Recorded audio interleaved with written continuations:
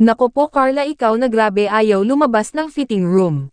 Jomar todo support naman, ayon Carla, sobrang napakamahiyain po talaga niya. Dahil ayaw niya talaga sanang lumabas ng fitting room dahil sobrang nahihiya po siya.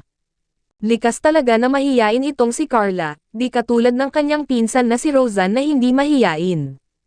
Jomar ay todo support naman kay Carla pero di pa rin talaga maialis ni Carla ang pagkamahiyain niya.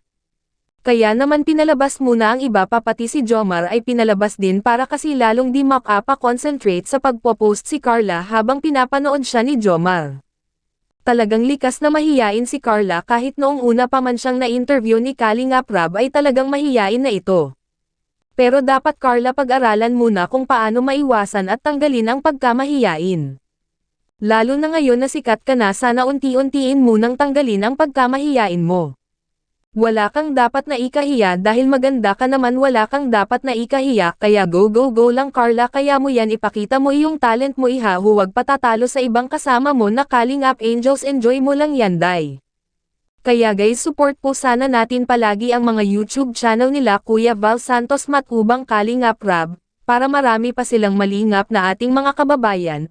Kung bago ka pa lang din sa channel kong ito, paki-subscribe naman po at paki-like na din sa video kong ito. Maraming salamat po.